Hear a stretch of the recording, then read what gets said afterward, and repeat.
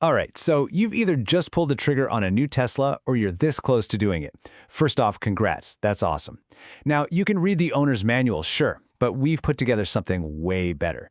This is years of owner experience all boiled down into the unofficial guide you really need for those first 6 months. Look, the manual is great for telling you, what each button does, but it's not going to tell you about the simple little mistakes that, whoops, just put a dent in your trunk, or the habits that might slowly degrade your battery. That's what this is for. This is the inside scoop, the stuff that'll make you feel like a pro from the moment you get in. So let's dive right in. We're going to start with your first few days with the car. Seriously, getting these next 5 things right off the bat is going to save you so much hassle, probably some money, and yeah, maybe even a trip to the dreaded body shop. Okay, first things first, charging. This is a big one. For the long-term health of your battery, you want to live by the 30 to 80% rule. Just for your daily driving, keep it in that sweet spot. Now, there's one big exception here. If you have what's called an LFP battery, that's lithium iron phosphate, which is pretty common in the newer standard range cars, then forget what I just said. Tesla actually wants you to charge those to 100% pretty often. But for everyone else, capping it at 80% is going to keep that battery happy for a long, long time. Oh man, you see this one all the time. It's such a common mistake, but it's so easy to avoid. If you've got a Model Y or a Model X, that trunk opens, well, it opens really high, which is great in an open parking lot, but not so great in your garage. So here's the fix. It's super simple. The first time you open it in your garage, just manually pull it down to a height that's safe. Then press and hold that close button on the trunk itself until you hear a little chime. And that's it. You've just saved the new height, and you've saved yourself from a nasty dent. Okay, let's talk about autopilot versus full self-driving. Every single new Tesla comes with standard autopilot. And I'm going to be honest with you, for 95% of people, it's all you're ever going to need. It does the heavy lifting on the highway, it keeps you in your lane, it manages your speed with the car in front. It's fantastic. My advice? Before you even think about dropping all that cash on the FSD upgrade, just live with the standard autopilot for a while. You'll probably find it makes road trips an absolute dream all by itself. All right, this next one. This might be the single most important setting to turn on right away. Sentry mode. It basically turns all the car's cameras into a 360-degree security system whenever you're parked. You 100% want this on. But, and this is the pro tip, you have to go into the settings and tell it to exclude home and work. If you don't, it's just going to be running all the time in your own garage, recording every time you walk by and just pointlessly draining your battery. And just one last word of warning for your first week. It's a well-known thing in the community, Tesla paint can be a little on the thin side. So those automatic car washes with the big spinning brushes, they're not your friend. They can leave all these tiny little scratches and swirl marks. Your best bet is to find a good touchless car wash. Or, hey, if you're up for it, just washing it by hand is the safest way to keep that paint looking brand new. Okay, so you've got the day one stuff down. You've nailed the setup. Now let's fast forward a bit and talk about the next 6 months. Because this is where your whole experience with the car really starts to evolve. You'll find that some of the things that made you anxious at first, and even some of the really cool wow features, they kind of just fade into the background of daily life. Let's talk about the big one, range anxiety. It's the #1 fear for pretty much every new electric car owner. You know the feeling, right?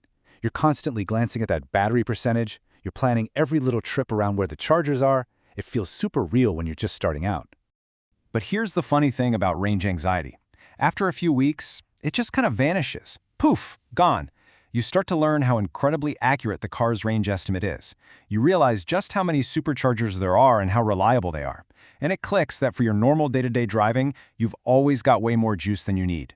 The fear it doesn't hold up to the actual experience. Okay, here's a fun little reality check. We actually timed this. To walk from your front door, get to your car, and sit down in the driver's seat takes, on average, about 45 seconds. Just keep that number in your head for a second. Now think about using the summon feature. You got to pull out your phone, open the app, wait for it to connect to the car, and then slowly guide it out of the parking spot to you. All told, that's easily over a minute. Look, summon is an amazing party trick. It'll blow your friends' minds. But in the real world, 99% of the time, it's just faster to walk to your car. And it's not just summon. There's a whole category of these things that are super cool at first, but then kind of fade. You know, playing the video games in the toy box while you're charging, getting a sentry mode notification for every single person who walks past your car, even the automatic wipers that are, let's be honest, a little finicky sometimes. They're all fun novelties, but they're not things you'll be interacting with every single day. Okay, now we get to the really fun stuff. Let's call this unlocking expert mode.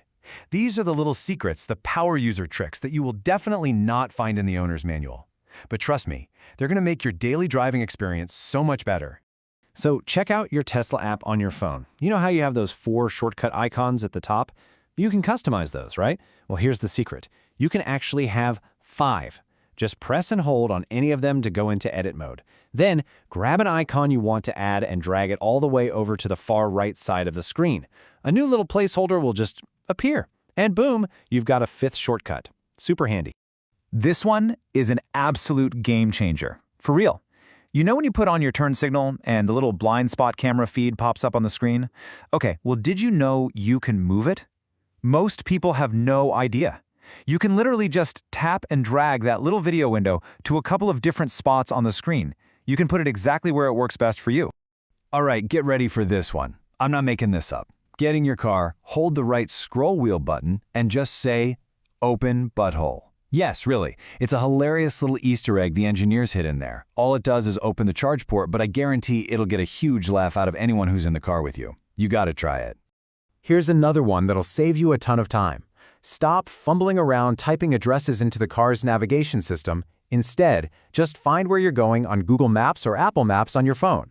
Then hit the share button and you'll see an option to send it right to your Tesla. The next time you get in your car, the navigation is already set and ready to go. It's awesome. This is a small one, but it makes a huge difference when you're driving. You know how you're trying to tap those teeny tiny little arrows to adjust the volume or the fan speed? It's kind of distracting, right? Well, you don't have to do that. Just put your finger anywhere in that general area on the screen and swipe left or right. It's so much easier and way, way safer than trying to aim for a tiny little target. So there you have it. That's your crash course for the first 6 months. We've covered how to dodge those classic rookie mistakes and even unlocked some power user secrets. But you know the best part about owning a Tesla is that it's always changing. Thanks to those over-the-air updates, your car is constantly getting new features and evolving. So it really just leaves you with one question. What's the next cool thing you're gonna discover?